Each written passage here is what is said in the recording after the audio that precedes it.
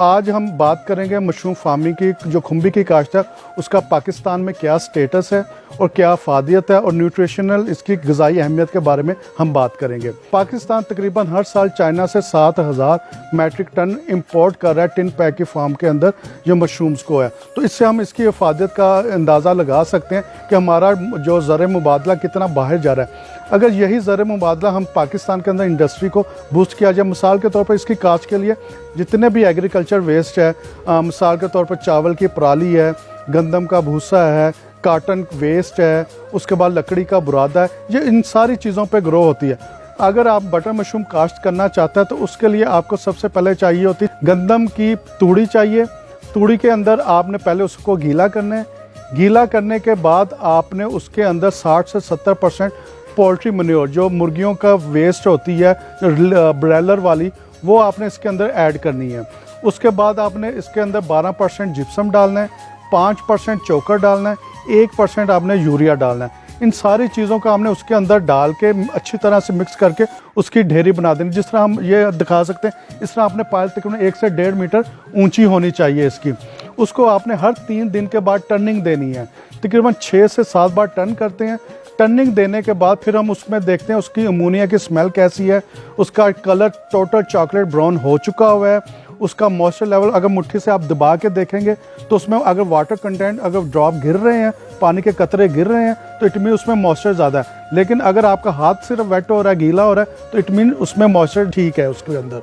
फिर उसके बाद आपने क्या करना है, उस कंपोस्ट को आपने 8 से 10 किलो केजी के बैग में फिल कर लेना, भर लेना। उस 8 से 10 किलो बैगों में फिल करने के बाद फिर आपने उसको पास्चराइज करना। किसी भी लोहे के ड्रम के अंदर नीचे बेस के अंदर 1 फीट पानी डालें, फिर जाली रख के उसके अंदर आप बैग रख देंगे और नीचे से फ्लेम ऑन आग जला देंगे। उससे स्टीम जनरेट होगी। स्टीम जनरेट होने से क्या होगा, उसमें जो भी जरासीम है, जो भी कीड़े हशरात वगैरह होंगे वो सारे मर जाएंगे। जब जिस पास्चराइज हो जाएगा फिर इसको हम अंधेरे वाले कमरे में ले जाते हैं। अंधेरे वाले कमरे में जहाँ पे 24 डिग्री सेंटीग्रेड टेम्परेचर होता है, उसके अंदर फिर इसका बीज लगाया जाता है। जितना बैग का वज़न होता है उसके 1% के हिसाब से इसके अंदर पूरे बैग के अंदर थारोली मिक्स कर दिया जाता है वो उसका बीज, और थोड़ा सा उसके ऊपर डस्टिंग कर दी जाती है। उसके बाद बैग को गिरा लगा दी जाती है। बैग को गिरा लगा के थोड़ा सा होल रखा जाए ताकि उसमें ऑक्सीजन उसको सांस वगैरह लेने की आसानी रहे। फिर कमरे का टेम्परेचर हम 24 डिग्री सेंटीग्रेड टेम्परेचर रखते हैं।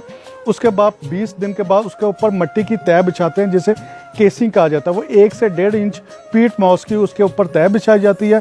उसके ठीक 18 दिन के बाद उसमें से मशरूम निकलना शुरू हो जाती है। तो जिसकी 3 कटाइयाँ आती है, आप पहली दफ़ा काटेंगे तो उसमें से फिर मशरूम निकल आएगी, फिर काटेंगे, फिर ये 3 दफ़ा निकल जाती है। यानी जितना आपका बैग का वज़न होगा उसका तकरीबन 15 से 20% उसमें से प्रोडक्शन आती है। के अंदर जो नमी का तनासब होता है वो 80-85% आपने रखना होता है, और टेम्परेचर आपने 16 से 24 डिग्री सेंटीग्रेड रखना होता है। और कार्बन डाइऑक्साइड के लिए आपने उसका लेवल कम करने के लिए कमरे के अंदर एग्जॉस्ट फैन लगाने होते हैं ताकि फ्रेश एयर उस कमरे में आप दे सके। तो ये सारा ओवरऑल ये टोटल 3 महीने की फसल है, जिसमें 1 महीना खाद जिसकी कंपोस्ट जिसे कहते हैं वो बनाने में लगते हैं, और 2 महीने इसके प्रोडक्शन के हवाले से रखते हैं जो कमरे के अंदर रखते हैं।